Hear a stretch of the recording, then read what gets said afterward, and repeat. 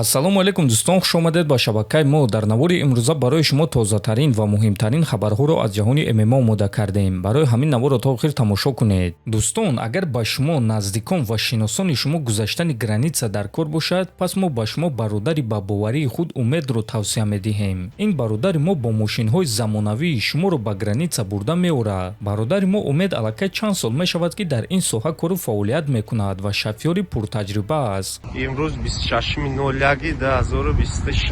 бачаҳо чӣ хел рафтӣ омадӣ? номероро ай ки ҷо гирифте? Чӣ гуфта? раҳмат бачаҳо, алло нигавон. худи ҳозир ба номерҳои дар рӯи экран буда муроҷиат кунед ва бо ин бародари мо граница гузашта ҳуҷҷатҳои худро хуб кунед. Инак дӯстон, аллакай рӯзи 6 феврал турнири калони ACA 200 баргузор мегардад ки дар он се варзигари тоҷик баромад хоҳанд кард. Давлатманд Чӯпонов зидди Богдан Плутахин, Беҳрӯз Зуҳуров зидди Махарбек Каргинов,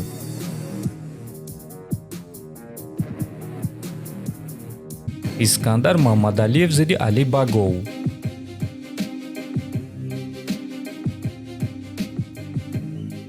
чӣ гуна ки дар боло қайд кардем, турнир паго яъне рӯзи 6 феврал баргузор мегардад ва аз соати 15:30 ба вақти Москва ва 17:30 ба вақти Душанбе оғоз мегардад. Муҳорибаҳои асосии турнир бошад аз соати 20:00 ба вақти Москва ва 22:00 ба вақти Душанбе оғоз мегардад. ссилкаи бепули пахшу мустақими ин турнирро дар телеграм-канали мо Паҳлавон теҷа пайдо карда метавонед. ссилкаи телеграм бошад дар якум комментария закрепитшуда. чемпиони пешинаи UFC Чарлз Оливейра оиди муҳорибаи дар печ истодааш зидди Макс Холлоуэй фикрҳои худро баён кард.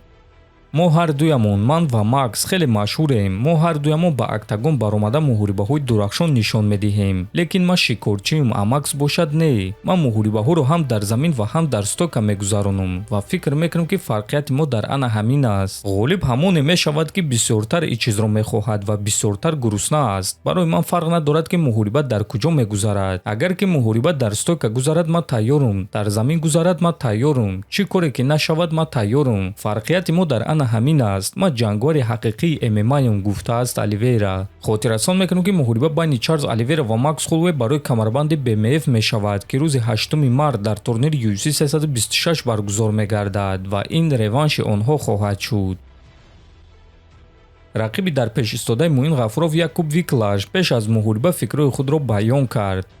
ман худро хеле хуб ҳис карда истодам. Барои ин муҳориба омодаем ва бесаброна интизорам. ҳозир акклиматизатсия гузашта истодам ва барои ин муҳориба тайёрам. оиди рақиб бошад, пас ӯ ҷангори сахт аст. ӯ доимо муҳорибаҳои дурахшон ташкил мекунад. барои ҳамин тамошои ин муҳориба ба ҳама писанд меояд. ман фикр мекунам ки барои ман ин муҳорибаи беҳтарин аст. вақте хуб барои мухлисон аз Полша ки дар он ҷо мухлисон хеле зиёданд. ҷавонони зиёд UFC-ро тамошо мекунанд ва моро дастгирӣ мекунанд ва ман интизорам ки UFC дар Полша турнир гузаронанд. ташаккур ба ҳама, гуфтааст Виклаш. ногуфта намонад ки муҳорибаи Муин Ғафуров зидди Якуб Виклаш аллакай шаби 7 ба 8 феврал дар турнири UFC Fight Night баргузор мегардад ки муҳорибаи сераунда шуда дар вазни 61 килограмм мегузарад. дар пеш онҳоро маросими вазнкамкунӣ ва муҳорибаи рӯбарӯ интизор аст ва баъд худи муҳориба. мо ба Муин Ғафуров барор ва ғалаба орзумандем ва ин муҳорибаро бесаброна интизорем. дар ҳамин ҷо дӯстон, навори мо ба анҷом мерасад. фикру ақидаҳоятонро нависед. ҳатман дар YouTube канали мо обуна шавед. то боздид, хонободу сарбаланд бошед.